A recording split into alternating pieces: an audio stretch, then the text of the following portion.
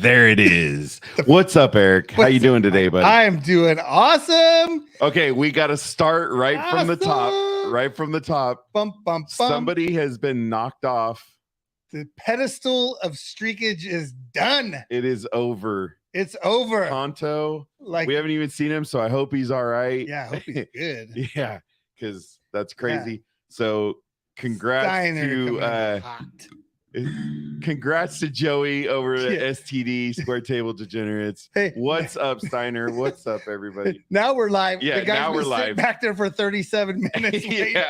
Wait, what time did he start? About 37 minutes ago. Yeah, first comment was at 5:26. So yeah, so 34 minutes. And already making a comment on episode 69. Yeah, 69, bro. Hey, Mike, how was your week? It was interesting. You know, kid went to Bahamas. And apparently came back with, there it is. Lame. You got beat, Tonto. That was a 7-week streak, bro. That's impressive. Yeah, you still. That's 7. Much respect. Yeah. Anyways, kid went to the Bahamas. Apparently today he has COVID. So yeah. Wait, Bahamas. That's a thing still? Apparently. I mean, at least. Hello, Mama AnJEllak. Greetings and welcome and salutations. Yeah, by the way, Mom, your grandson has COVID. Yep. At least he's testing positive on some tests. Send some orange juice and some orange chicken noodle soup. Well, we're glad you're here, Tonto. So yeah, absolutely. Yeah. Not real. I know. I agree, but for it not being real, I sure spent 10 days in the hospital almost. Bro, man, I will never forget that. And neither will I. There was nothing we could do. Well,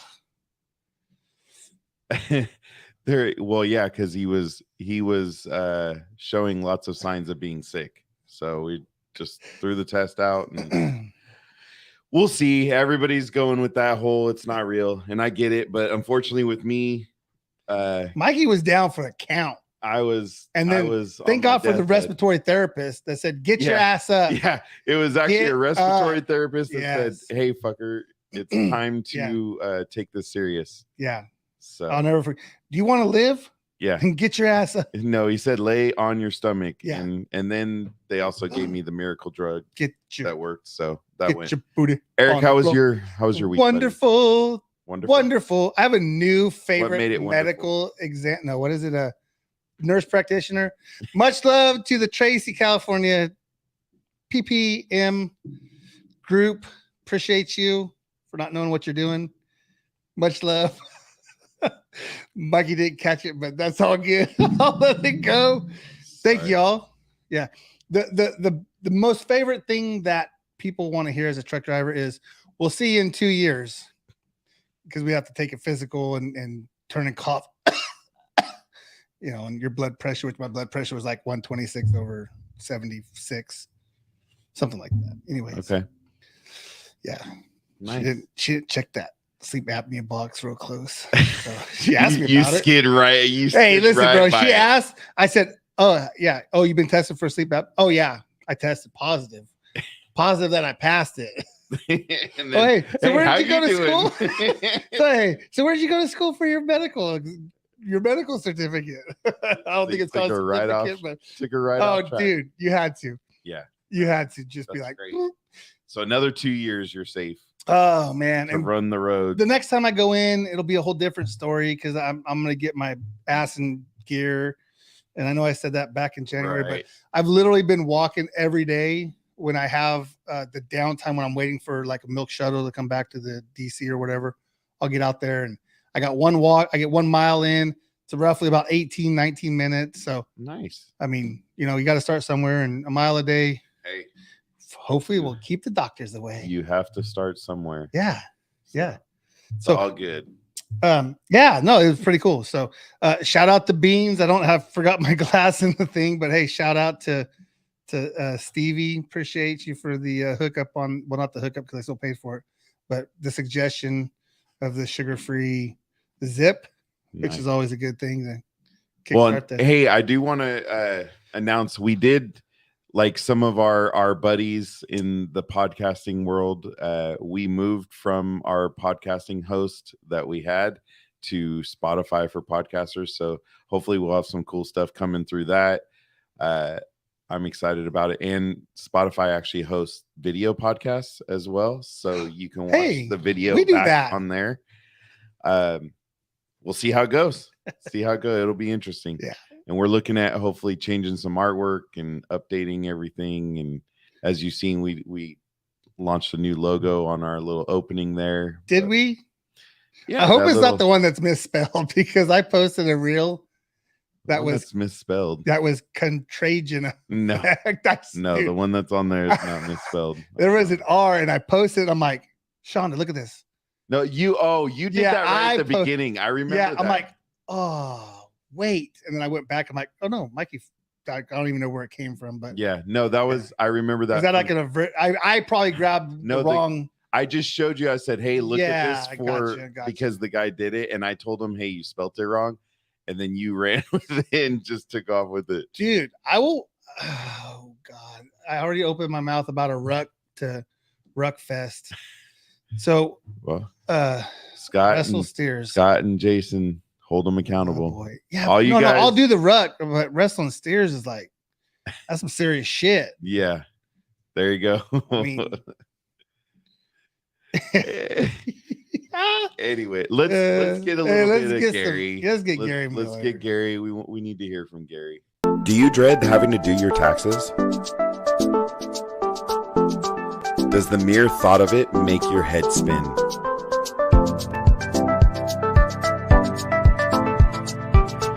Miller's Mobile Tax Service is here for you.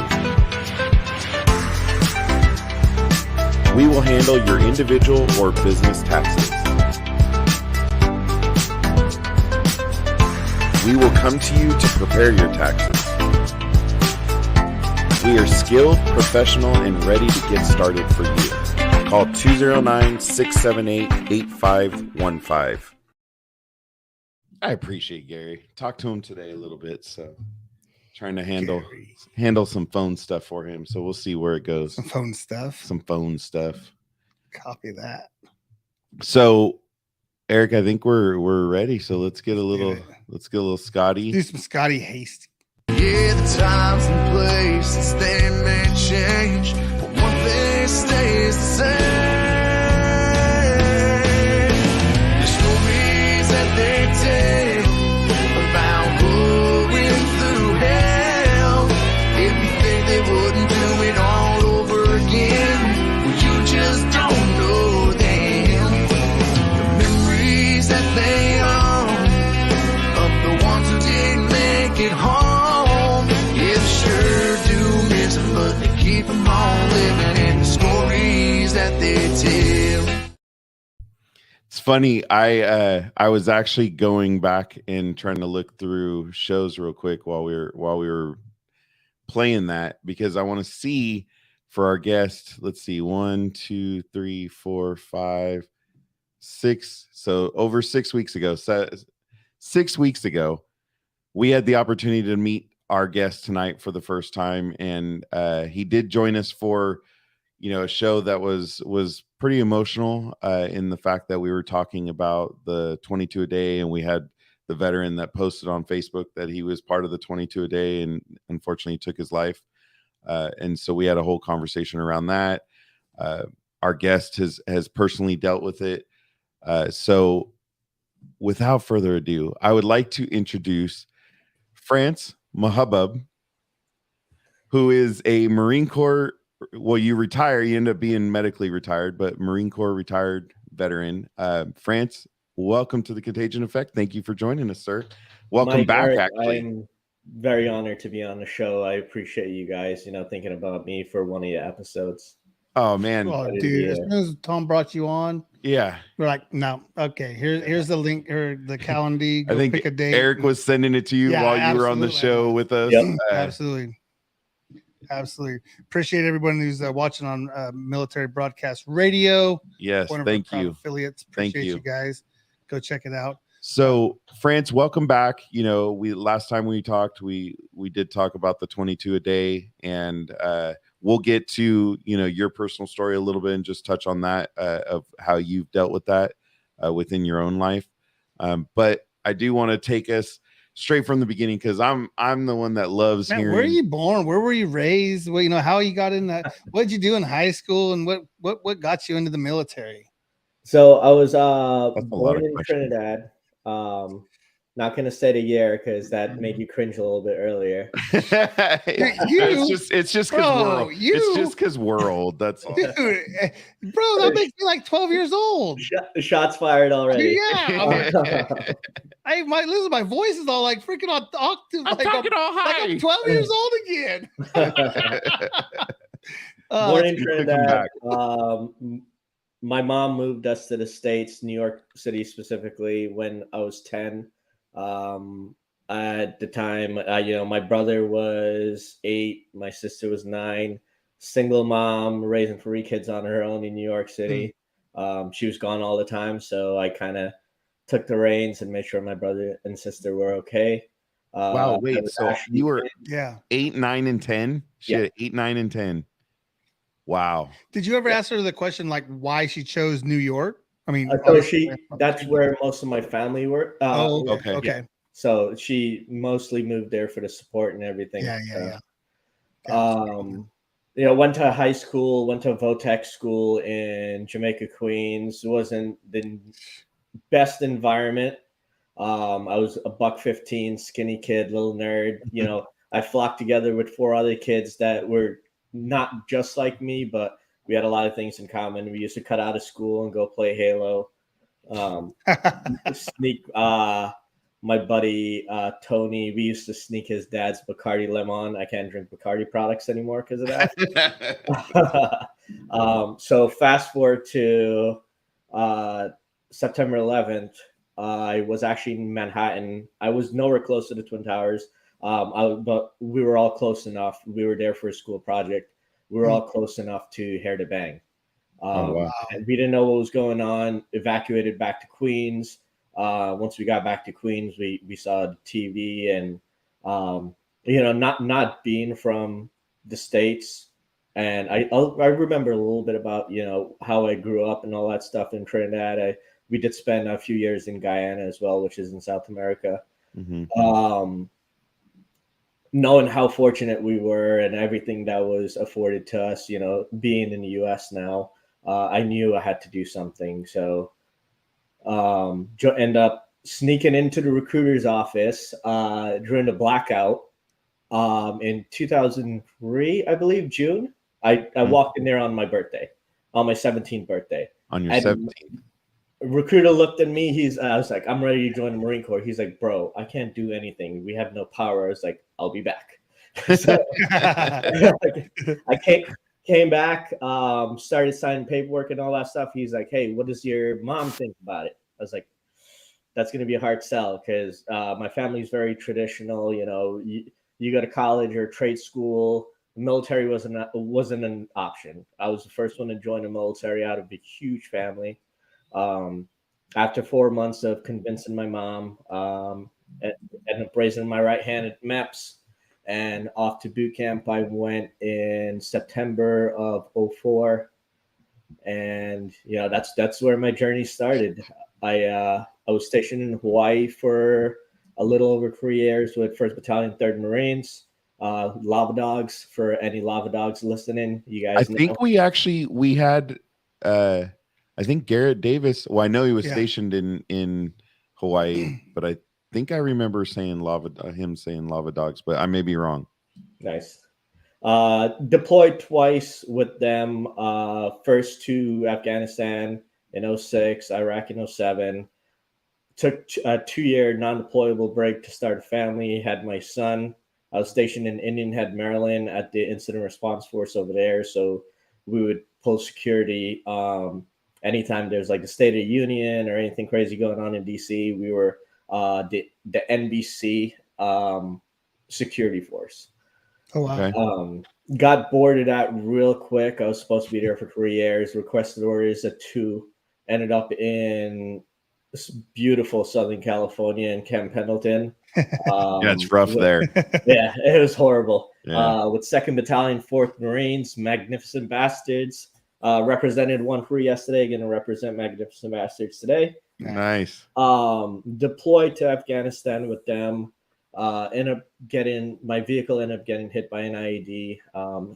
And I have do some crazy bad TBI. I get like the migraines and all that stuff, and like my back's all messed up. Hence the reason why I had to retire early. So as I fought to stay in, fought to re-enlist, came on recruiting duty because I wouldn't have to like ruck anymore and carry 120 pounds of gear. I figured that was best for my back health. Right. Me being a stubborn Marine, and Marines can attest to this, we're all stubborn. We're like, oh, we'll just push through the pain. I kept on pushing through. And my back was like, we're not doing this anymore. So I ended up getting on the med board, which was it was like a shot to the gut for me because I was always a 20-year guy. I wanted to do more than 20 at one point, but the Marine Corps was like, hey, your back's too messed up. Let's get you medically retired. Now, luckily for me, I was over 15 years, so I qualified for the temporary early retirement program, or TERA, so that way I can still get a percentile of my retirement and collect my VA as well. And since I've been out, I started in a nonprofit. With the nonprofit, we can go into that a little later. Yeah, we will. Yeah. Now I'm doing talent acquisition. I'm in between jobs, so I'm looking to kind of get into a different scope of work. So I started the VNRE program, which is amazing. Like if anyone listening here, if there's veterans listening here, like VNRE, look it up. It's chapter 31. If you Google it, and I'm using that first instead of my GI Bill, so that way I can get up to my master's. And if the VNRE runs out, if the funding runs out, at least I still have my GI Bill. Oh, so there's more than just the GI Bill. There's crazy, right? Like I've never heard that term. I've never even heard that term. Yeah, What's and that? That's one of the big things about my my nonprofit. There's going to be a huge education piece for veterans, service members, their families, because I'm finding stuff out, and I did 18 years. Can you do that one more time? VNRE. Oh, what's that? Is that an acronym? It used to be called Voc Rehab, and essentially what it is, it's funding to change career paths. So right now I'm in talent acquisition, changing over to social work. Eventually the goal is to get my LCSW and start practicing so I can like legally tell people like, hey, this is what you do to get better. You're right. So, instead of just, so a bunch of bro vets talking and giving out advice. And now now you be licensed. Yep. That's all right. That's cool. So where did you find the VNRE? Because I've, in all the time, even working with my dad, because my dad at one point earlier in his life was looking at stuff and he just kept talking about GI Bill. So it was actually through networking with a buddy of mine, super smart kid. I call him a kid because he's like, he's one of the guys that I met in 2-4, and he's one of my junior guys, not in my platoon, but just a junior guy. And like I met him when he still had like a kid mentality, so I still call him kid. Plus he's from Boston, so step brother. But yeah, just networking with him, picking his brain, super smart guy. He actually used that as well, and I was like, dude, like what is that? Because I was talking about the GI Bill and going back to school and all that stuff. He's like, have you heard about the Voc Rehab or now VNRE? And that's all she wrote. So veteran readiness and employment. Yep. There you go. So we're gonna have to make sure we share that as well. Get that out there. Absolutely. That's awesome because so it can take you through your master's possibly. So for certain programs, right now with my counselor, the school that I'm going to, she said that there's a possibility, depends on how many credits I can knock out, that they'll be able to fund at least some of my masters. If not, I still have my GI Bill, and then whatever the GI Bill covers, which should be more than what's required for the masters. Okay, so this one I see if you have a service-connected disability, which obviously we know you do. So it wouldn't be like somebody that where the GI Bill covers every veteran, right? So I believe it's if you're at least 30% service connected. Oh, which isn't everybody by the time they get out? I mean, Exactly. in some way. Excuse me. Sorry about that. No, that's all right, buddy. It's all right. We got to get a clear throat button on here. No. Been talking about that. Well, it's on that other mic, but we like the system better. So that's cool to find out, though. I'm kind of excited to know there's another program that, that way you don't run out of money, because I don't know, how far does the GI Bill take you? Would it take you to master's? No, absolutely not. It'll take you to 36 months of college. So okay, you use this one and then get to a certain point and then finish it off with that. Yeah. Yep. With the GI Bill. Okay, that's awesome. That's what a lot of people need the education on that, and that's awesome that you started. That's why we do this, right? Yeah. Is if we can find little tidbits to help people, and I mean, if this is the thing somebody's looking for, is I don't know what I'm doing next, and now they just heard France say check out VNRE, then France did his job, we all did our job, and if we can educate one person, educate. Absolutely. Well, it's, with that it's real super quick, don't drink and easy to drive. sign up for initially. Just go on the VA website and just there's a form, a DD form you fill out. It'll go to a counselor, and eventually a counselor will get a hold of you. If you already have a career counselor or any kind of counselor, they call them social workers, through the VA, just call that person like, hey, I want to do VNRE, and then they'll get you set up. Okay, that's good to know. So with your school, are you going full time or are you part time? Right now I will be going full time because my job's very lax. Okay. But yeah, I'll see if I can manage it. I'm gonna go head first into it and see what happens. If not, then I'll scale it back. So did you just start school? Yeah. Well, no, I start July, like after 4th of July. I'm taking summer courses to knock out a few of the prereqs. Nice. I think I have like a math and an English class that I have to take, which you got to get the general ed. Yay. Yeah. I just want to learn how to talk to people and do it right so I can make some money right now. Yeah. Make people better. I just want to know the difference between your and your. So or then and then. There. Or two. Two. That one. I mean, obviously 2 and 2, but 2 and that one always confuses me. But I'm easy. It's a trucker. The then and then thing is the one that gets me. Then. Exactly. Whomever's listening, we appreciate you. Whatever English majors are out there listening. That's not us. Whatevs. So, France, I know. So we're starting the school thing. So let's move on to what you are doing. Actually, sorry, I want to step back because you keep saying talent acquisition, which is kind of what you were doing at the end of your Marine Corps career, right? Which was recruiting. Yep. I'm assuming talent acquisition is recruiting, hiring. Yeah. You're hiring people, right? People that have talent. Well, hopefully they do. Otherwise, they're good salespeople selling themselves. So, how did adjusting? Like, did you move straight over from? You're obviously you got medically retired. That wasn't necessarily what you wanted. So again, you have this goal of the 20 years. Now you're done at 18. Oh crap! I got to go into the real world, right? Yeah. What made you make that transition, or how was that transition for you? So, before I got out, I started interviewing for a bunch of different jobs outside of talent acquisition. I looked into becoming a project manager and all that stuff. And as I'm reading more about the job description, as I'm interviewing for specific positions, I'm like, I don't want to do this. So I actually I took a few months off. I took about 4 months off. Did the Bourbon Trail. That's where I got my cool T-shirt.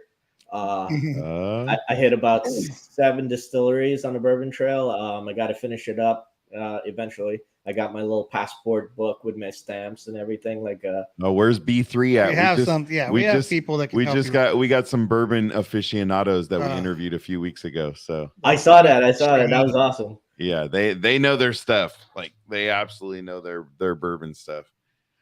So so you were enjoying yourself a little bit.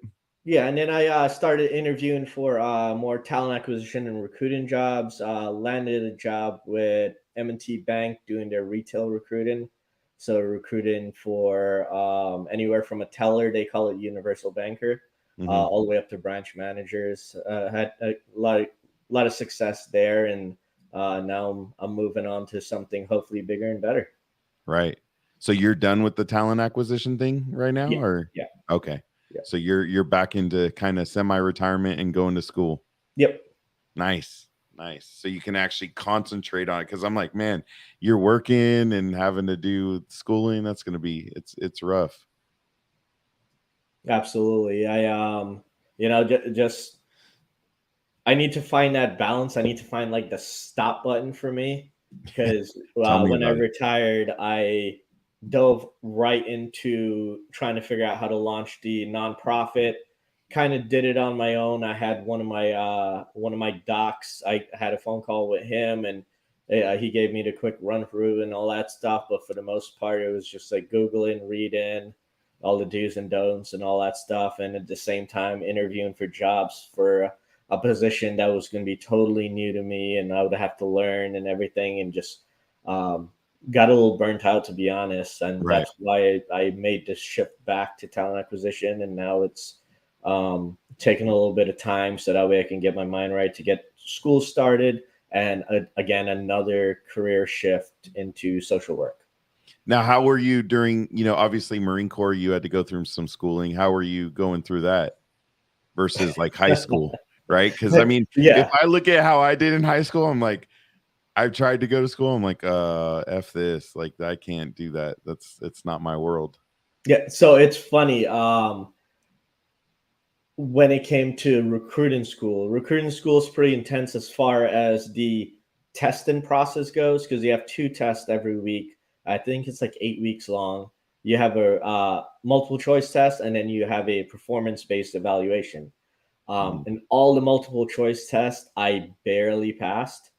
But all the get up and talk in front of people and enable and blah, blah, blah, and whatever, respond to disinterest, like nailed all of them. So I was like, oh, cool. Nothing's changed since high school. Yeah. So I can talk fine. I can talk just fine. My English is good. Yeah. So, okay. Now, how are you feeling about going into this new school environment? Because it's going to be all more of that multiple choice, right? I mean, until later on. So I'm pretty excited about it, to be honest, because it's something that I've always been passionate about. I've always wanted to be able to help people on a different level, and I never thought that getting into social work and eventually getting my LCSW was an option for me, because it's just like, hey, I'm already set in this career path. I'll just continue to take phone calls from my buddies and all that stuff, and kind of mentor them that way. And another great thing about the VNRE program is there is a screening process, and there's about 17 questions you have to answer for each job field you want to go into, and based on how you answer that, the counselor will give you feedback and all that stuff. And that's kind of how I ended up where I'm at now. So they already kind of test you to see if you're ready for it. Yeah, absolutely. Okay, that's cool. All right, so let's move on to the Atlas Rising Initiative. So, I know you said the minute you got out, you kind of gung-ho and jumped right into that, right? Yeah. So what came about that you needed to start this? You felt that need, I got to do this. Sure. So growing up in the Marine Corps, I always had that dad mentality. Like I always had guys that I was in charge of. Some of them were older, some of them were younger, and some of them were the same age. But guys would always come to me for advice and talk to me offline, even though I was their team leader, squad leader. even on recruiting duty, I would have other recruiters come and talk to me just for advice. And I'm like, you know what? Once I retire, I'm going to volunteer to VSO or the VA and, try and get into like groups. So that way I can tell my story, and hopefully my story impacts other veterans and service members and stuff like that. And then in July of 2020, my brother, who was also a Marine, took his own life. So when that happened, and just going back to that like mentorship piece that I was talking about earlier, him and I, we talked for 8 months straight every day. We talked for an hour, and I was like, hey, like, I can only do so much. Go seek professional help. He did the inpatient thing. He did a counselor thing and all that stuff. And our last conversation we had, he was on the up and up. He was like, oh, I just got released from the inpatient. He sounded good. He sounded like the old him. Mm-hmm. And then I texted him. I was at a conference. I texted him a day later. I was like, hey, how you doing? He's like, hey, I'm good. Thanks for the conversation. He's like, I'm excited, all that stuff. And then my mom got the infamous knock on the door, and she gave me a call. She's like, hey, there's 2 Marines in uniform at my door. I was like, and instantly I was like, hold on, don't answer the door. I called my brother, called him. He didn't pick up. I left him a voicemail. I was like, hey, dickhead, pick up. This is an emergency. Called my mom back. I was like, you need to answer it. So she did. Luckily, I was 45 minutes away at the conference. The entire group. So we were there for a career recruiters conference, and had a bunch of really good guys. Tom was there. Everyone dropped everything and just like, hey, are you okay? Are you okay? What can we do?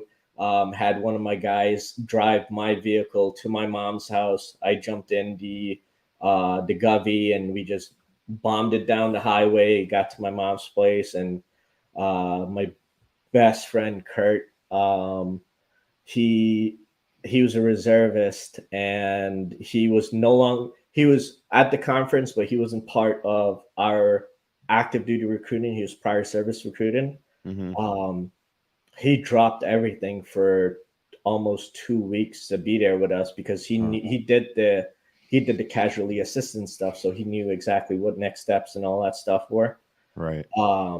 Yeah. So when all that went down, I knew it was something that I had to do. I had to try and make an impact. I had to not reinvent the wheel, even though the wheel doesn't obviously need to be reinvented, but maybe it enhance what's already put in place, because there's so many programs at the VA that are actually very helpful, but as service members, we don't get educated on it. And when we get out and now we become veterans, we have a whole lot of stressors going on, to where it's like, screw the VA, they're not helping me and all that stuff. Like, I don't know what to do. And you got to think about it. All those counselors at the VA, they have 1 million veterans yelling at them probably every day. And that's probably why they do a half-assed job. So another big part of the nonprofit is to help service members before they get out, navigate the VA, get them set up with everything.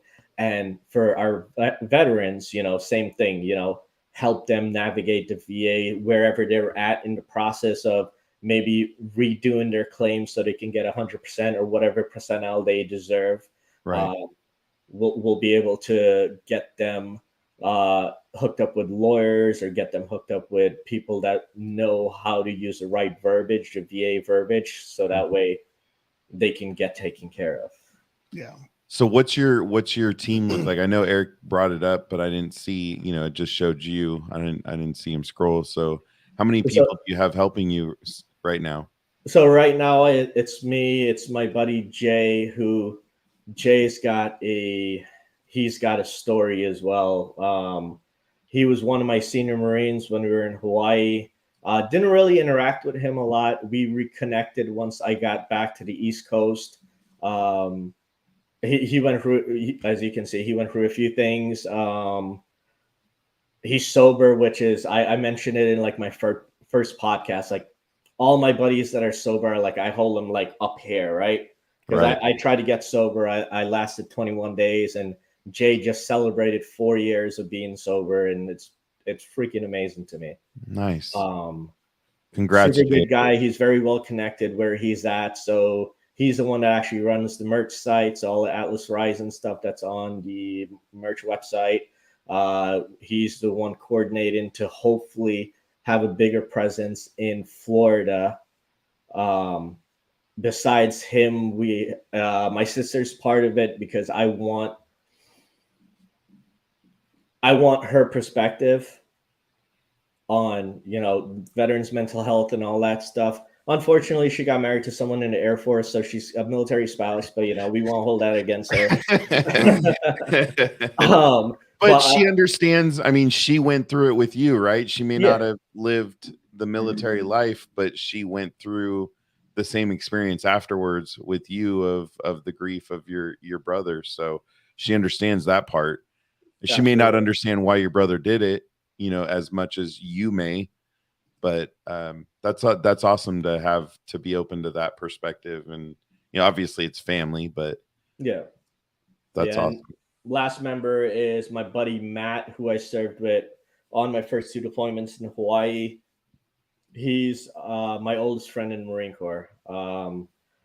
He was one of those guys that got out and jumped right into school, and it messed him up for a while because he was like just burnt out in school, and then started working and then continued going to school, and he was just burnt out. And like he's super smart. He's he's super busy as well, but he's going to be handling a lot of like the logistics and the minutes whenever we have our meeting and all that stuff, just to record everything. And I want to actually touch on something you just said with him. He finished up and then jumped right into something. Do you recommend, and obviously there's a lot to say financially, whether people can afford it, because everybody's experience when they leave, regardless, like for you as medically retired, you do qualify for some benefits probably, and I don't know if it's right away or if it takes a while, but some of these other guys that get out, like, do you recommend they take a little bit of time and just kind of breathe before they jump into something? I absolutely that'll do. mentally help them. Yeah, definitely. Absolutely agree with them taking some time off. We do get a good bit of leave time before we're actually like officially retired. Oh, okay. So we get our DD-214, go on terminal. For me, I went on terminal for like 25 days, but then after that, I still took some time off. Right. I do absolutely recommend. If you're financially set, take a month off, because if once you're retired, you should already have your VA stuff done before you retire, or get out. It'll take about a month for all that stuff to kick in.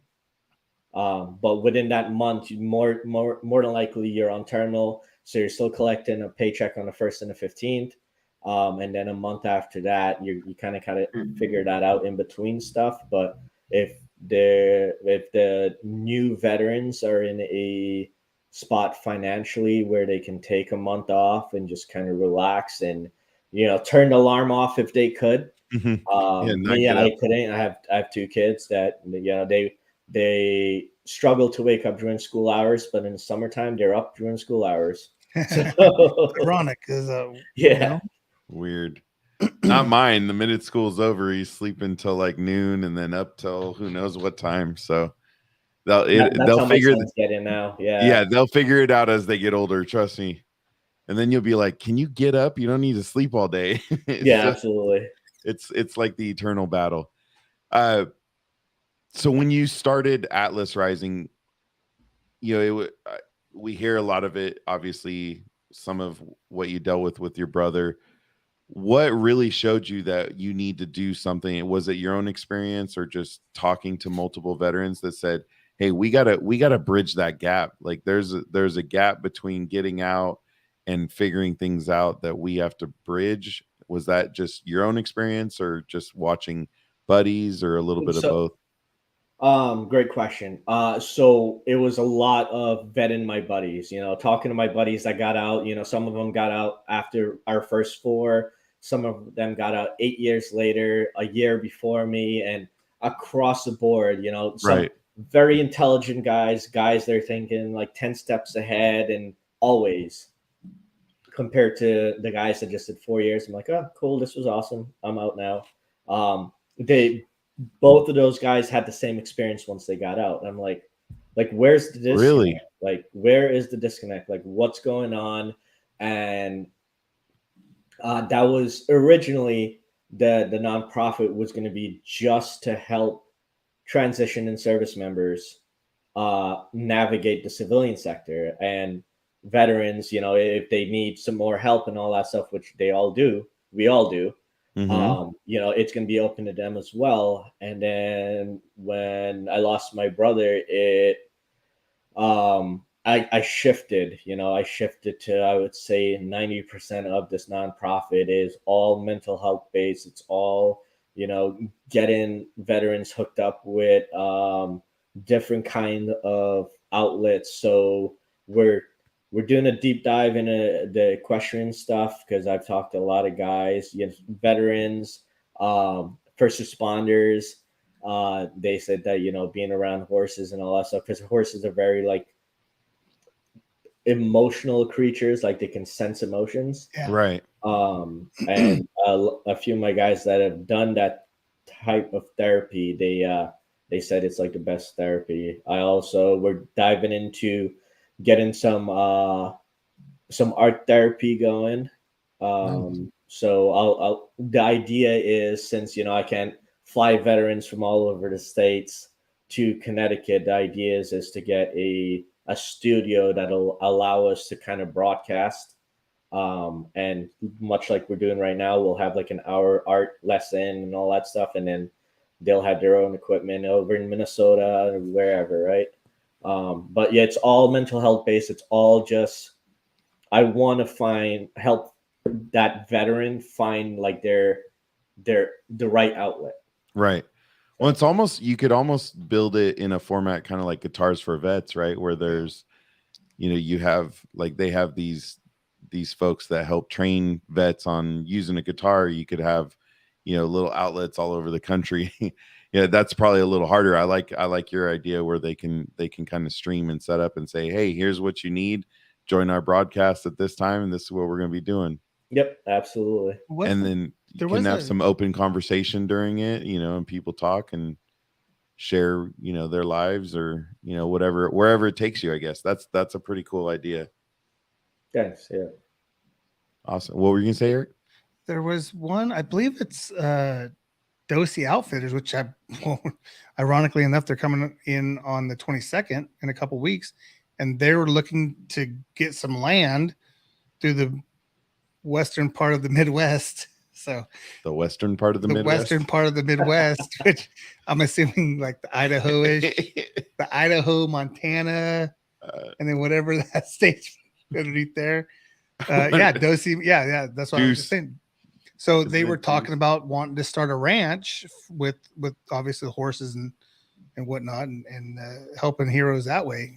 That's, again, we'll obviously get some more information on the 22nd. He was on yesterday with Shadow Mark, which I caught at the very end. Another great, So Western Nebraska. Western Nebraska. So I mean, it's like not Eastern Western Colorado. Midwest. Come on, that's come on. Anyways, they do have an equine healing. It's coming soon. Again, this is something, the good thing about being on the Contagion Effect is there's this group of people, of amazing, awesome American peoples that are going to be able to support you and help you and join forces. And like, it's nothing but awesome. I mean, and obviously out of the Phoenix part of this is, going through what you did with your brother, and, you signing the line and spending 18 years in the military. Like, this is awesome, and we're going to be able to put you guys together and just give back, And unfortunately, I saw something on the TV. And like, we're giving all these hundreds, and I don't want to get political, but I'm just saying, Yeah, we got to be very careful. I have to say it because we are giving hundreds and millions of dollars to countries, and we're like, bro, like, what about us? Like, what about? Okay, again, not us because we're not military, but why don't you give to the veterans? Again, we are not veterans. We do not claim to be veterans, and I didn't mean it in that way of us, but no, I know we are part of this community because we do give the platform to our veterans to spread their wings and put their foresight and what they're passionate about out there. So again, no disrespect to anyone. If you call me out on it, I'll probably delete you. But anyways, again, can I add to that real quick? Oh, 100%. So I think it means more when a non-veteran starts something like you guys have started something to help veterans, because it's just like, oh, okay, like who are these guys, right? Like why? And then you guys started this awesome project that and you guys are helping veterans, but you aren't veterans. So it means a lot more to a lot of us veterans than you guys will ever know. Well, thank you. And we do appreciate that. And I get emotional on it because, as transparent works, we've made $19 off of our veterans, right? In a year and a half, we've made $19 through Facebook Reels and all that stuff. Killing it's it. $19, right? It's not better if it was 19 I've million. Spent more. Listen, I've got everybody that I come in contact with. I'm buying something from your shop. He right? is.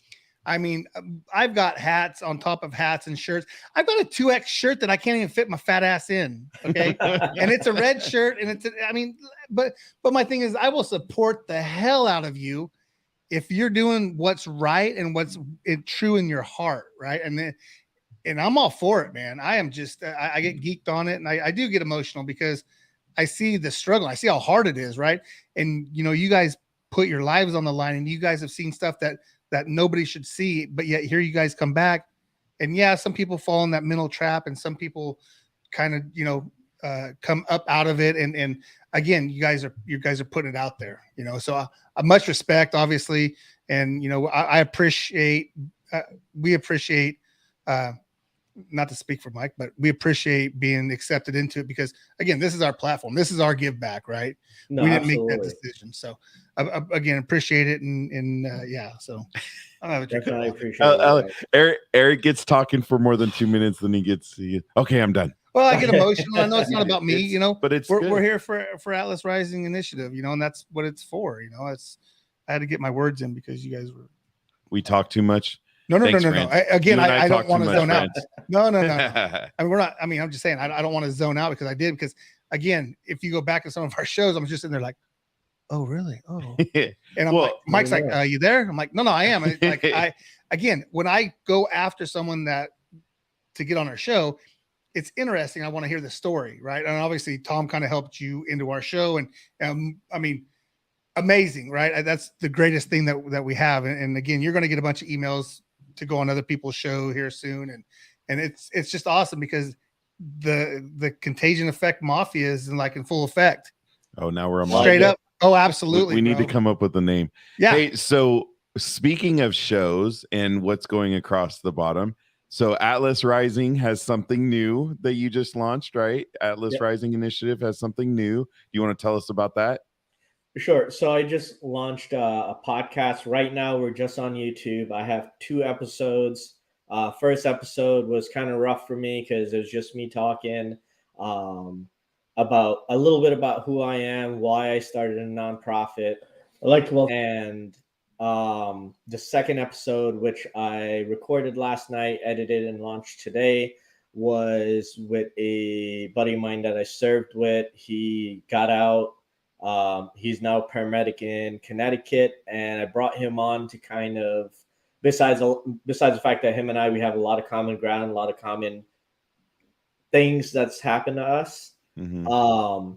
But I wanted to get his input or his insight on transitioning out of a combat MOS in the Marine Corps, and then kind of like diving right into it on the home front, firefighters, cops, paramedics, like you're now with today's day and age, you're in a combat zone in freaking Connecticut. Right. So I wanted to get his insight on what combat or traumatic events looked like and how he reacted or adjusted to it in the Marine Corps, and how he's adjusting to stuff on the home front, you know. And I'll be doing that on a few more episodes. I've got a firefighter coming on. I got a cop coming on. I have a nurse coming on.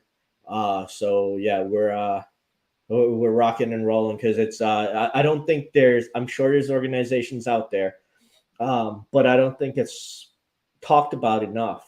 That transition from service to first responder, and what the disparity is as far as like how I'm dealing with my PTSD from Afghanistan, or how I'm dealing with my PTSD from Danbury, Connecticut. Which to some of us might sound like, well, that sounds like a uppity area. Yeah. You got tea and but we don't live there, Martha's right? Vineyard and all that good stuff. Yeah, it's Connecticut, right? There you go. You already got another guest right here. Hero Stock, Jason Steiner. Oh, hey, he's ready to go. There you go. And his event is actually there in Nebraska, September 9th. September 9th. And it's going to be for veterans and first responders. Yeah. Nice. So it's me. And Eric. I'm going to ruck. I'm rucking with Scott. So please, everybody, go get subscribed to the Atlas Rising Initiative on YouTube. We will make sure it's also in our show notes, so you can easily click on it. Those numbers. If you don't get some subscribers for yeah, but hey, I saw 38 views on your your very first video. That's actually not bad at all, because 3 hours ago. I mean, come on. Yeah, that's yeah. I was kind of expecting, because I hyped it up so much to get like Mr. Beast level. Yeah, but yeah. Hey, you're good looking and all. I'm just saying, just give it some time, okay? Yeah, no. I'm like, if it's just, and I mentioned it in the first video, you know, if there's just one person listening to it and it impacts one person, then I've done my job. I've achieved my goal. You know, absolutely. If there's a million people, cool. So well, and that's what, you know, I don't think people really understand, because, you know, you hear, oh, everybody's starting a podcast.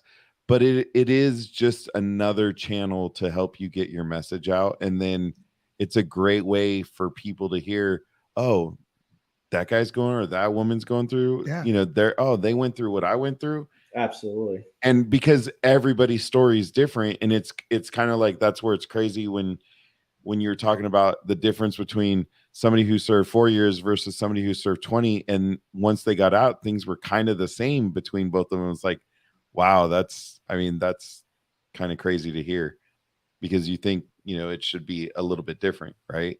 Absolutely. But I did have a question about Atlas Rising Initiative.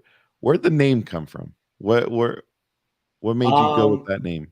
So I have a piano. I'm not very good at piano. I actually got it I went to a program, and one of the things they suggested was music therapy. Growing up, I always wanted to play the piano, so I bought a piano and started pounding on keys and got super frustrated. And I have a Atlas statue, so the Atlas carrying the globe and all that stuff.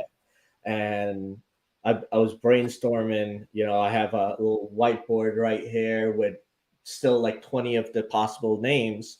And as I'm looking at the piano, I was talking to a friend. And they suggested, like, hey, you know, you're really into Atlas. You're always posting about like Greek mythology and all that stuff. And I was like, you know what? I was like, you know what? Like, much like Atlas, who was charged with carrying the weight of the world on his shoulders, and he was kind of an outcast, right? He got outcasted for trying to overthrow the gods and all that stuff. That's how us veterans feel. You know, once we get back in, because when we're in the service, you know, everyone's like, oh, thank you for your service. So prestigious, awesome uniform, blah, blah, blah, whatever. We get out and we feel like outcasts, but we're still carrying that weight from the service on our back. Yeah, so Atlas Rising Initiative was born. I find it interesting too. I mean, I know Atlas in the story, but you know, you like that globe, right? You know, whether it's the EGA or Absolutely. Atlas, the globe is just part of your life. What are you saying? Nothing. Because I said EGA. I love it. That's what it's about. No, I love it. Listen, I love it. Hey, I was It's so awesome. geeked when I learned EGA. I mean, I always said Eagle, Globe, and Anchor. I never heard my dad never said EGA. Like I never heard him once say it. You know, and he was a Vietnam veteran, Marine Corps Vietnam veteran. Never heard him say EGA. Hey, did we ask a specific question earlier when we first started this show? Like what? What's your MOS? 0311 originally, so infantry. Okay, 0311. I knew that one. Isn't every Marine? I got on recruiting duty. I came on recruiting duty with expectations of doing 36 months. Yeah. So that way I can be eligible for promotion. Ended up loving it. Became a career recruiter, so 8412, and I spent about 10 years on recruiting duty. That's awesome. Did you just tell me no? Isn't it true that pretty much every Marine? Well, now you're saying pretty much. Is you're changing the infantry. Well, no, it's like your main MOS is always infantry as a Marine. So everyone's trained as a basic rifleman. So Okay. For us infantry guys out of boot camp, we get a SOI, School of Infantry, and that's 9 weeks long. And then our non-infantry guys, they go to MCT, Marine Combat Training, which is like, I think like a month long or 28 days long, but they all get the first 28 days of SOI is what they get. So they get to shoot different weapon systems. They get to dig a fighting hole. They get to be miserable in the field, just like us. The difference between them and us is we go straight to the operating force or Fleet Marine Force, to deployable unit or victory unit. They go on to learn their specialty in the Marine Corps. Okay. So, then they go to Fleet Marine Force and they go to either a support battalion or they come to a victory unit and their support. So we have communications, Motor T, which is like our truck drivers. They hate it when you say all you do is drive trucks. They fix them too and break them. Oh, I do. And then we have like our logisticians and all that stuff. So it's all one big happy family. Dysfunctional family. Yeah.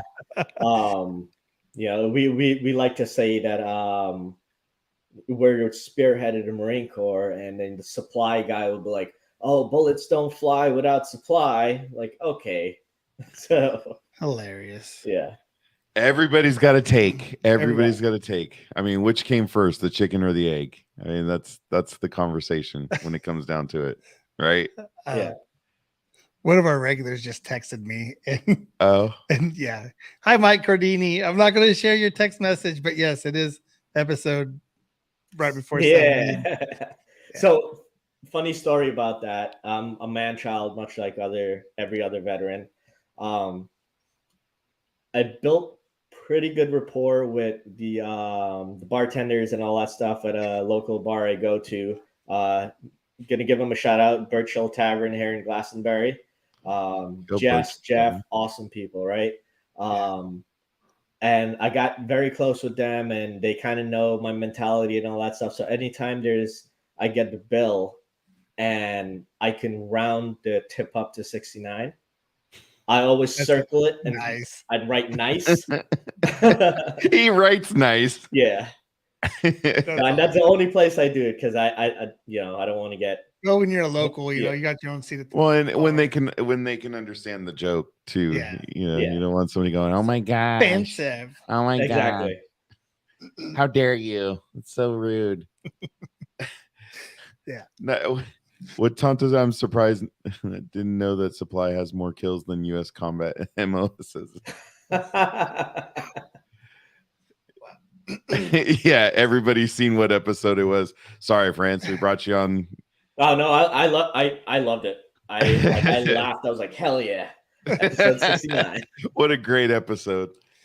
And with that being said, hey, you can check out our show on Wreaths Across America Radio.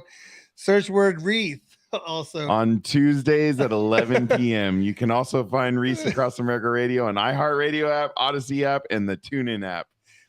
Since you brought that up right now, I appreciate you for catching it. Yeah, I knew exactly what you were doing.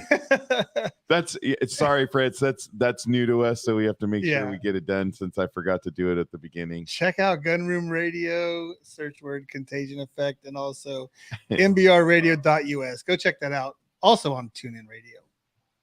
That one, that one's not necessary, but we need to do it for all our buddies. Yeah. So Nice. I like yeah, that. perfect for a We're Marine. spreading the I love. agree. Every day Saturday. We're spreading the love. 69 episode 69 should just been the Marine Corps episode, right? So I know we should actually get you in touch with Melvin, because Melvin is a peer support specialist for the VA, and he's in Gate. Tennessee area, right? I want to Okay. say Tennessee. Mufresboro. You want to? It's like you're saying like Fresno and Modesto all together. It's Murfreesboro. But he's a peer, and I think he has it. Would you say LCSW? Yeah, it's Okay. one of those things. Yeah, one of those. Yeah. So But he is a peer support specialist. So if you're on, obviously you're on Facebook, go look for Melvin Gatewood, and he has Operation Continue Service. Okay, great. But he is doing it. So I mean, if you want somebody to talk to about what he's going through, and he works directly for the VA. Yeah, Nice. he's a good dude. He is a good dude. You said Melvin Gatewood. You always spell it GATEWOOD. Yeah. And then Operation I'll Continue look him up and Service. Connect with him. Yeah, no, he does a lot of ruck marches. Tons of ruck. Yeah, he hosts a lot. Literally, it seems like every day he's doing a new ruck march. But amazing gentleman. Dude. Yeah, we need to catch up with him. We do. We need to catch up with But him. I think that would be somebody also good. We met you through Tom, right? And I know you and Tom were in the recruiting game together. Is that where you two met? Absolutely. Was through recruiting? Was it through school or you met?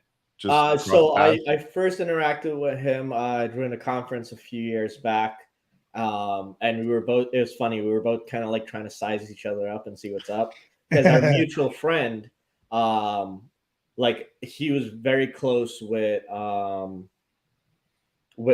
mutual friend, and like he's just like hanging out with me instead of him, and blah blah blah, and like who's this guy creeping? Was there some jealousy going on here, boy?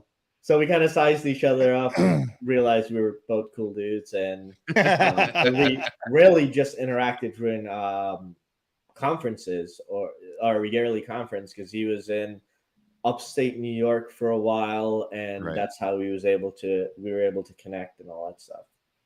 Okay. Anybody that has goats as pets is kind of a cool dude. I just want a bunch of fainting goats so I can. Yeah, I want the fainting that's like goats the thing, too, man. They're so cool.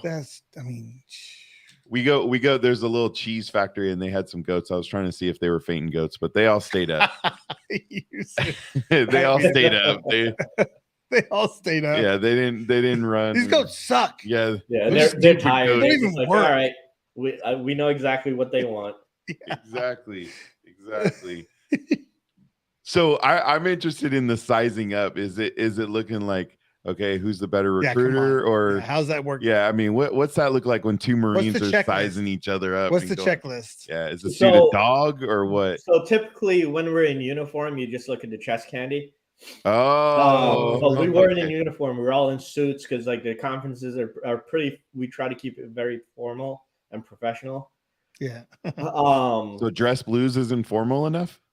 Well, civilian formal. So like okay. Suits and whatever. So we're like talking and all that stuff, and he's like, "Who? Where the classic question, like, where have you been? How many times did you deploy? Blah blah blah blah, whatever, right?" And I was like, if I'm not in uniform, you'd never be able to tell that. That is funny. Sorry. That's funny.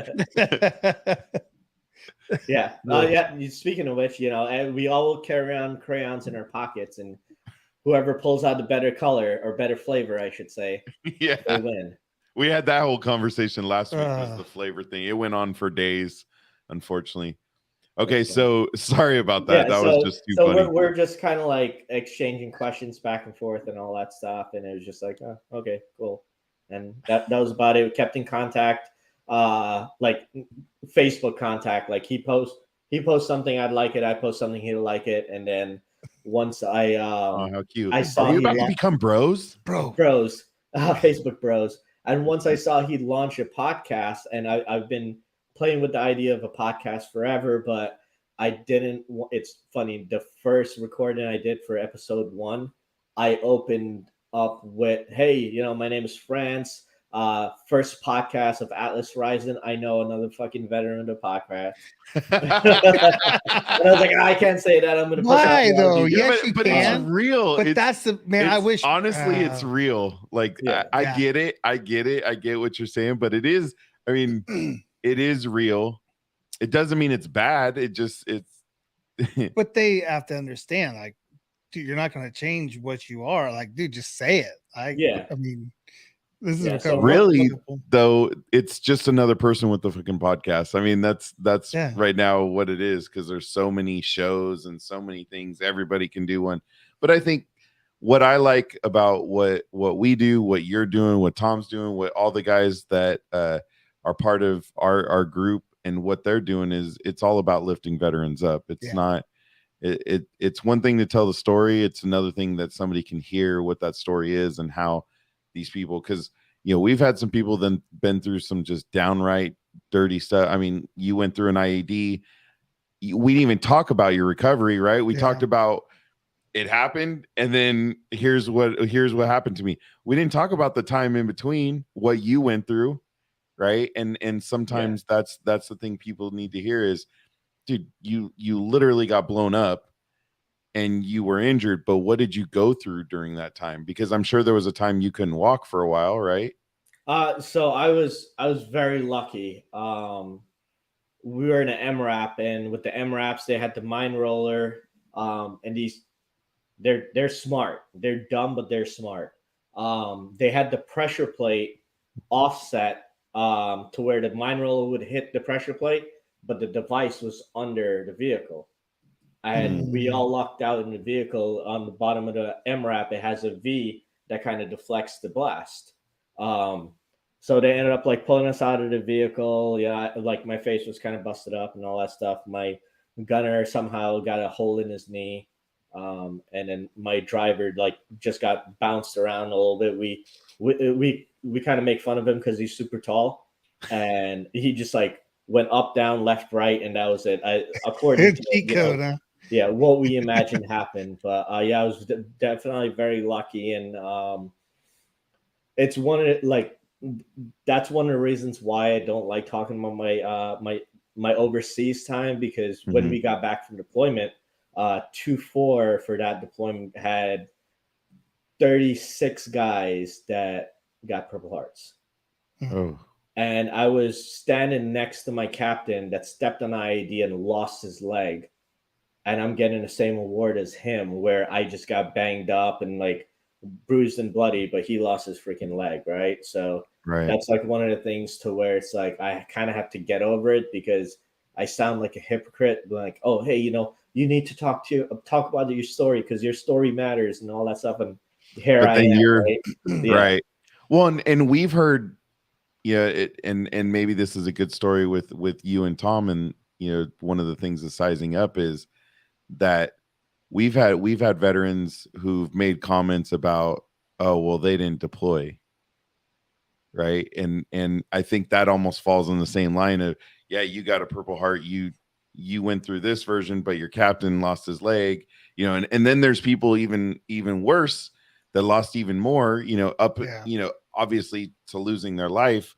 So to do that comparison, I understand, but it's not fair to any of you, because you still, the minute you signed on that line, you put your life at risk. You knew what you were doing, right? It doesn't mean we want any of it to happen, but I think everybody falls at the same level, whether, because Tom didn't get deployed, right? I don't think Tom got deployed. I believe he was in like Okinawa or something. Right.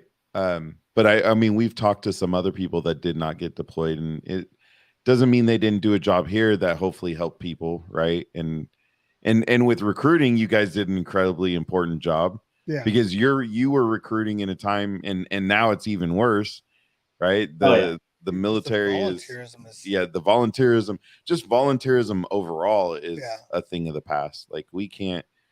My wife and I had volunteered for numerous things, and now getting volunteers for that is even hard. So imagine getting these kids to come out of high school and go into the military. No, absolutely. Yeah, it's definitely recruiting is definitely a different beast.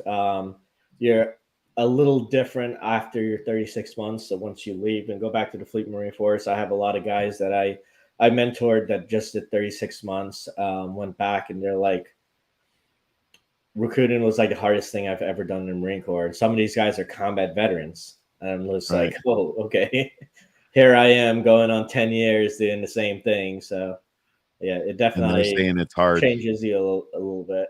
Now, that's what's interesting is what made it hard for them, but for you, it was just like, all right, I got this. Is it just your mentality around it? Or, if you go from combat, which isn't easy, I would think, and especially some of the things you guys had to deal with, to just, for me, it would feel like, oh, that would be recruiting would be a lot easier. Yeah. So for me personally, it's, I leaned on my combat experience a lot when it came down to kind of giving myself a pep talk in the mirror. Like, hey, big thing is I get to come home to my family every day. Right. I'm not gone for 7 months, and I'm not like trying to get internet connection or sat phone connection to talk to them for 2 seconds. And that was like my driving factor. It's like, hey, I'm on recruiting duty. I get to come home every night to my family. And I would tell my guys that, like, my non-combat guys, like, I had an aviator, logistician, a communicator as part of my team at one point on recruiting duty. And I would tell them, like, hey, like whatever you did in your MOS, you guys obviously did a phenomenal job because you guys got some chest candy to show it. And one of them, it's funny, he slipped up one night. We were at the Marine Corps birthday ball, and we're all like drunk and whatever, right? What? You guys, I thought that's a nice quiet party. Oh, it's a gala. It's very formal. And, yeah. And he's like, he comes up to me. He's like, hey, guns, blah blah blah. This is that. I'm always starstruck when you're in uniform. I was like, the hell are you talking about, bro? Starstruck. He's like, yeah, the Purple Heart, the car, and all that stuff. I was like, dude, I would trade anything to not have the experience that came with the Purple Heart or came with the car, right? Yeah. And that's when I knew he was kind of in like a bad spot, and I hyped him up. I was like, listen, like, you got your NAFCON because you were the number one person in your battalion on deployment. Like, yeah, you were in a combat zone and all that stuff, but you're still overseas, and you ran the logistical unit that supported 1,000 Marines. Like, that's huge. Yeah. Dang. Yeah. So, and here I am. It's like, yeah, cool. I got my combat action ribbon for shooting at someone that was shooting at me. Awesome. Like, my dad has a couple from Vietnam because he went twice, and I'm trying to get all his ribbons reordered because unfortunately he let my son, when he was little, hold the box that they were all in, and we have a nice flag piece, and we want to get all his ribbons and medals and all that reordered, which I thought I started the process, but I've never heard back. Oh boy. Okay. Yeah. I don't know if he's still doing it, but I have a really good buddy that does shadow boxes, and he's kind of like fell off Facebook, which I reminded me I need to reach out to him. But yeah, if he's still doing it, I'll send him your information. Yeah, I need to find, because I have all his DD-214. He has 3 DD-214s because he went in and out a couple times. I have them all, so it shows all his awards on his DD-214s, right? I believe. Yeah, I read it because he has multiple Meritus awards and a bunch of other stuff from Vietnam, which is pretty interesting. So if you have somebody, I would love that, because that's what I'm trying to do, is track down so we can get his box built and have it nice up there for him, because we have a whole custom area for him. Nice. We have his 1968 graduation from MCRD San Diego. We have his like book, graduation book. That's in perfect condition too. Oh wow. Yeah, it's crazy. That's awesome. That's all. That's it. It always amazes me, like, looking back at stuff like that, or even talking to like Vietnam vets and everything like that. they went through a lot worse things than us GWAT guys, us Afghan and Iraq guys, but they just hold us to like a higher level than them. I'm just like, dude, like at least when we're overseas, we were able to like get like a shitty 2-minute phone call into our families and all that Right. stuff. Like, you guys were just gone, like gone, like not knowing when you're gonna come home, not knowing what tomorrow is gonna look like, and it was just like, yeah. Well, for me, a lot of it, like I learned a lot of it after he passed away, because he was very guarded on everything. You know, he I think, I forget what movie shows it the best, where when the Vietnam vets come back and they're getting spit on, and that's when his PTSD kicked in, because he was like, why does everybody hate us? Like, we're just doing what we were told. Yeah. And he did 2 9-month. I ended up reading and finding it that he did 2 9-month tours there. So. Oh wow. Yeah. But man, France, amazing story. I was it was kind of a bummer that we had to wait so long from the last show, because it's a blessing and a curse that we're like 8 weeks out right now for scheduling, because we get so excited about something and then we're like, okay, when are they coming up? When are they coming up? When are they coming up? So it was like, when it finally came, I'm like, oh, cool. We finally got France back, because Tom, there you go. There's Taylor from Guitars with Vets right there. What's up, Taylor? If you ever have a chance, go listen to her show. Great story. Her dad was a Marine Corps vet or Marine Corps, and she's an Air Force vet. So, nice. But Guitars I'll with Vets. Connect with her, because I'm interested in seeing what we can do here in Connecticut. Yeah, and they're always looking for more, and she's a good. She runs the Nebraska chapter for Guitars for Vets, so she would be able to point you in a direction. Awesome. Great story too. So we will be sharing everything from Atlas Rising. Now you got the YouTube updated on the link tree, right? Yeah. You said. So we'll just share the link tree so everybody has all your links. Looking forward to seeing more episodes from you. I know with Tom going, now you going, it's gonna, and we're gonna have to add France to the group chat. Yeah. That'd be awesome. Yeah. I definitely have just the way you guys have your setup and all that stuff. I definitely want to pick you guys' brain and get to that level for sure. Well, I'll email you my number, and that way you can text me if you need it. Tom has it too, but I'll email you my number so you have it. Just understand I have a stupid 9-to-5 job right now that I hate. And a couple of side gigs. And then, a couple side gigs. AnJEllakWines.com for all of your personal labels, special label needs. The Messenger. I got to go check the Messenger. Mike, check your Messenger. Is it our Facebook Messenger? Sure it is. Let's see. There is a couple. There's something over there. I'll get to it, but...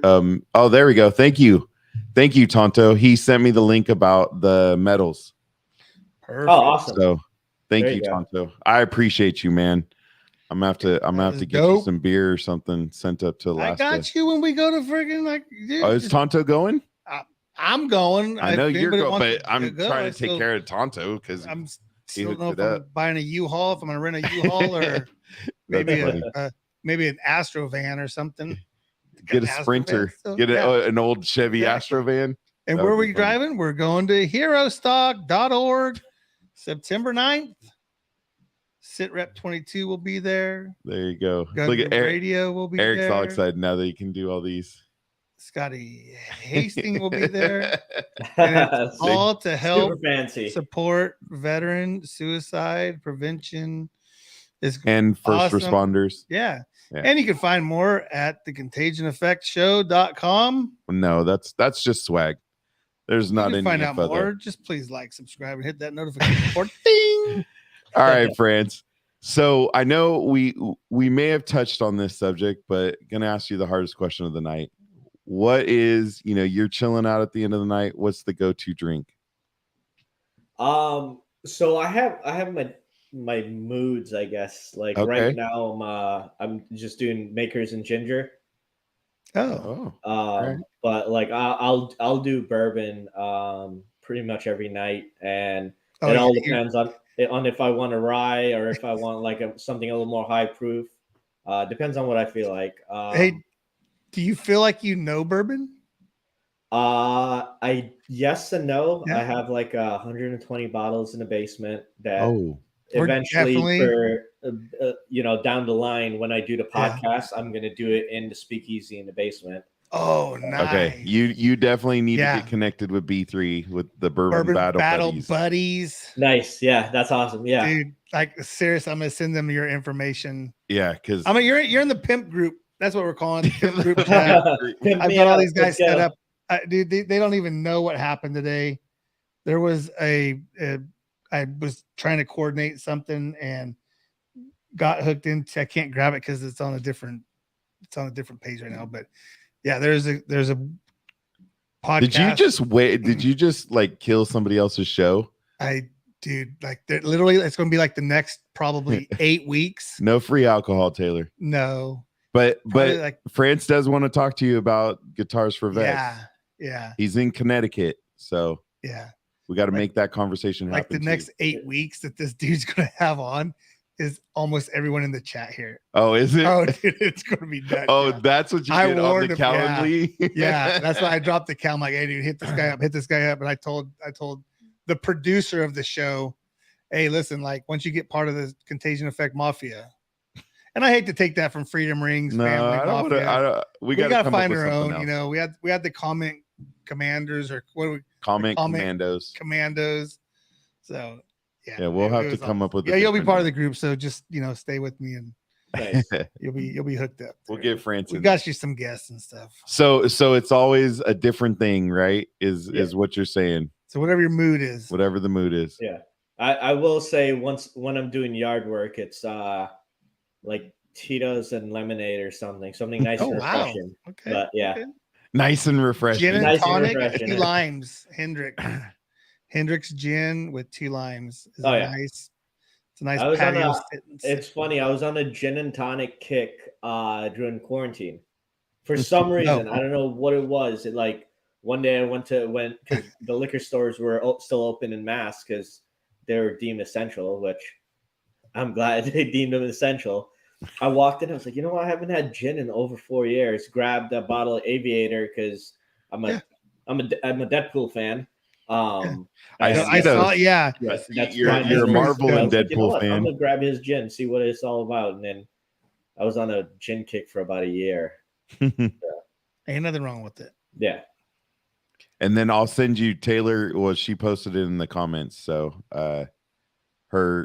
since she posted in the comments, it can go up here. It's going out live now. There you go. Taylor's gonna get a bunch of emails now. Appreciate that, Taylor.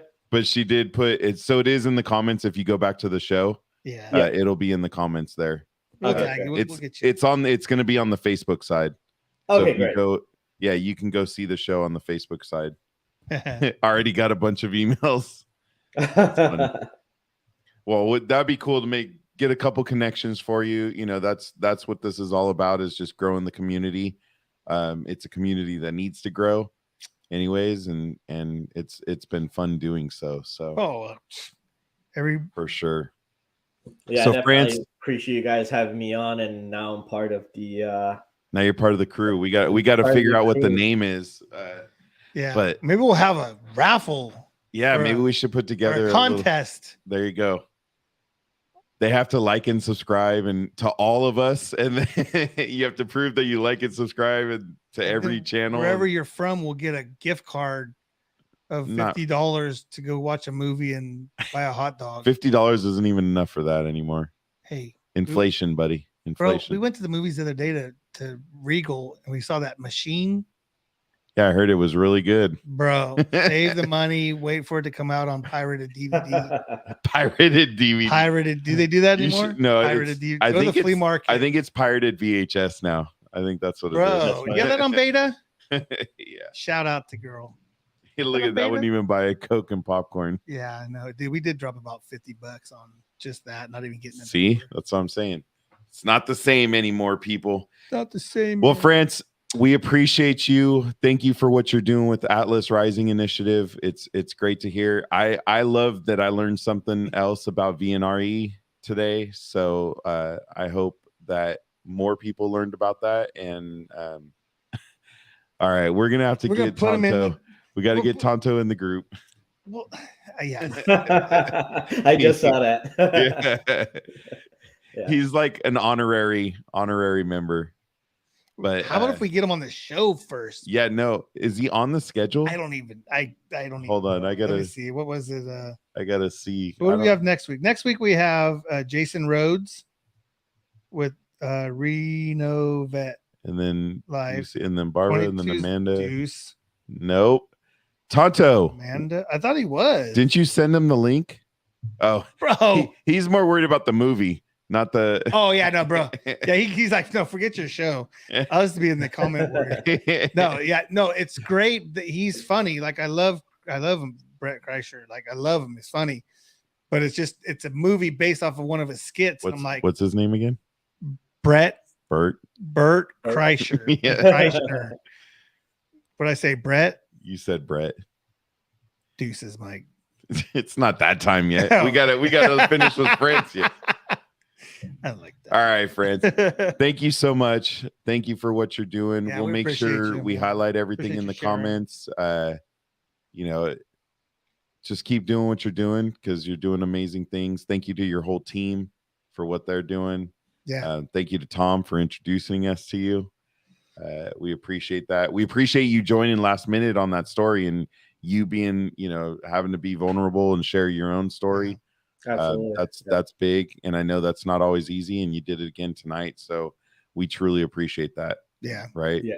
And, like I mentioned earlier, I really appreciate what you guys do, especially because, you guys aren't another veteran with a podcast, right? You're trying to help vets and all that stuff. And it means so much more to the veteran community that you guys will even be able to comprehend, I think, because we definitely appreciate it. I appreciate you guys. Thank you. It's hard to network in this scope, and I'm very happy that I was able to get on. Yeah. Well, and finding real people, right? That's the struggle is finding people that are genuine and real. And, I like to think we are. I like to think we were raised right by our parents to where we show that respect to our veterans. I mean, I know I was, I know Eric was. And so it comes easy for us. We don't even have to think about it. So Common sense didn't pass us up. what? There you Common go. sense didn't pass us Oh, up. okay. There you go. All right. I like it. Picasso. Picasso. All right, friends. You have a wonderful evening. If you want to hang out for a minute while we wrap up, we can chat real quick and talk about some of the connections we need to make. And Sure, absolutely. All right. Yeah. We won't be too long. Sure. All right. All right. Thank you, France. Again, thanks. everybody, France, Atlas Rising Initiative. Go follow him. Go watch his podcast. He's not another veteran just having a podcast. He's got a good story. He's going to be sharing other veterans' great stories and trying to do great things for the veteran community and first responders and, just trying to help PTSD and all those different things, right? Just address that mental health crisis that we're in. So thank you, France. Thanks, I appreciate you guys. All right. Mikey. You might have a better chance seeing me in Lodi than